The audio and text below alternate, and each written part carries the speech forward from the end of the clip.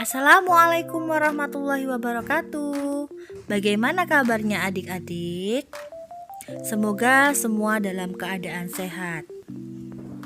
Kali ini kita akan mempelajari materi prakarya kelas 8. Pada video sebelumnya kita sudah membahas materi tentang kerajinan bahan lunak.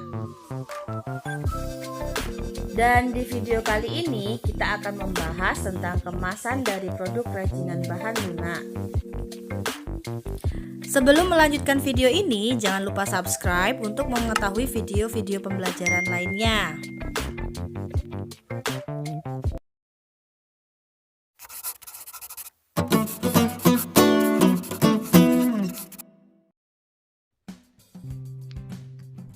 Sebelum kita pelajari lebih dalam tentang kemasan produk kerajinan bahan lunak, coba perhatikan gambar berikut.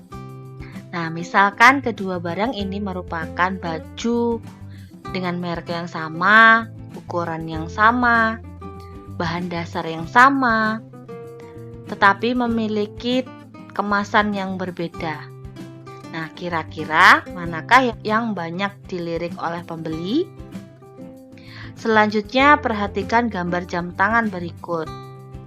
Misalkan kedua jam tangan berikut juga merupakan jam tangan dengan merek yang sama, bahan yang sama, kualitas yang sama, tetapi kemasannya berbeda. Kira-kira jam dengan kemasan yang manakah yang banyak dilirik oleh pembeli? Nah, di materi kali ini yang akan kita bahas yaitu tentang pengertian kemasan, tujuan pengemasan, dan manfaat kemasan. Yang pertama kita pelajari tentang pengertian kemasan. Kemasan dapat diartikan sebagai wadah atau pembungkus yang berguna mencegah atau mengurangi terjadinya kerusakan pada bahan yang dikemas atau yang dibungkusnya. Jadi kemasan itu adalah sesuatu yang membungkus dari si produk tersebut. Kemudian yang selanjutnya adalah tujuan dari pengemasan. Tujuan pengemasan itu ada dua. Yang pertama, kemasan harus memenuhi syarat keamanan dan kemanfaatan. Jadi di sini kemasan harus memiliki manfaat dan dapat menjaga produk tersebut agar tidak mudah rusak. Contohnya di sini ada guci yang dari keramik. Nah, sifat dari bahan dasar keramik ini adalah mudah pecah jika terkena guncangan dan tekanan. Nah, maka dari itu kemasan yang dibutuhkan adalah kemasan yang memiliki tekstur yang kuat. Yang kedua, itu adalah kemasan melindungi produk kerajinan dalam perjalanan dari produsen ke konsumen. Jadi kemasan itu harus bisa melindungi produk kerajinan itu saat dalam perjalanan menuju konsumennya. Kemudian kita bahas tentang manfaat pengemasan. Nah, di sini manfaat pengemasan yang pertama adalah produk-produk yang dikemas biasanya lebih bersih, menarik, dan tahan terhadap kerusakan disebabkan oleh cuaca. Nah, ya tadi kemasan itu bisa dijadikan sebagai pembungkus agar produk kerajinan tersebut tidak mudah terkena oleh debu, kemudian cahaya matahari yang membuat produk kerajinan tersebut menjadi pias dan berdebu. Selanjutnya yang kedua, kemasan merupakan satu-satunya cara perusahaan untuk membedakan produknya. Bisa dikatakan bahwa kemasan itu bisa menjadi ciri khas dari suatu brand tertentu. Di sini ada 3 contoh kerajinan tekstil dari brand yang berbeda-beda. Nah, di sini kemasannya juga berbeda-beda. Yang pertama di sini ada baju yang dikemas dengan kertas yang digulung. Yang kedua, ada baju yang dikemas dengan kotak peti yang terbuat dari kayu dan kaca. Yang ketiga, ada di sini produk kerajinan baju yang dikemas dengan kertas yang digulung. Yang ketiga, kemasan yang menarik dapat memikat dan menarik perhatian konsumen dan menambah daya tarik produk. Nah, coba kita lihat gambar berikut.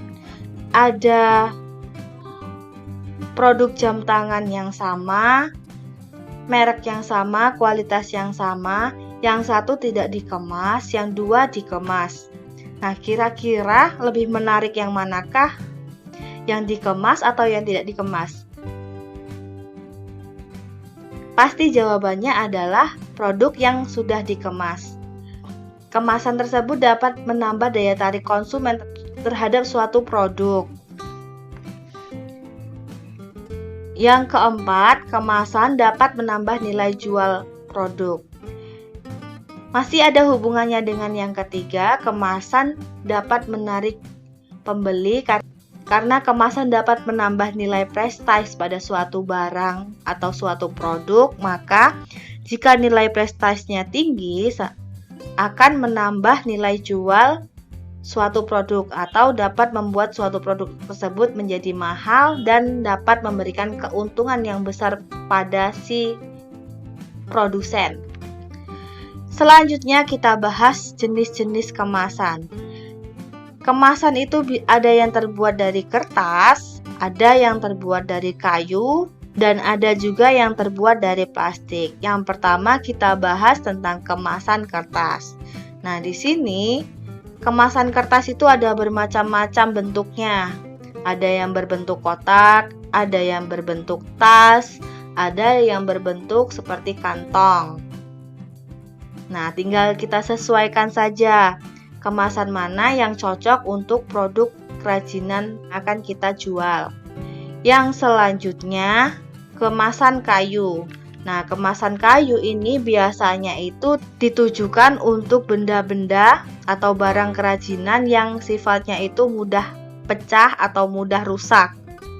Selain memberikan kesan yang lebih menarik, kerajinan kayu ini juga bisa digunakan sebagai salah satu hal untuk mengurangi kerusakan pada benda. Yang ketiga adalah kemasan plastik. Nah, kalau kemasan plastik ini biasanya itu digunakan untuk produk-produk kerajinan yang sifatnya itu dipajang. Plastik yang digunakan sebagai pembungkus produk kerajinan ini biasanya memiliki sifat yang elastis, kaku, dan transparan agar si produk kerajinan tersebut dapat terlihat langsung oleh si konsumen. Nah, itu tadi jabaran materi dari kemasan produk kerajinan dari bahan lunak. Jika ada yang belum kalian pahami pada materi kemasan produk kerajinan bahan lunak, silakan kalian tanyakan pada kolom komentar. Jangan lupa like, subscribe, dan share ke teman-teman kalian. Terima kasih. Assalamualaikum warahmatullahi wabarakatuh.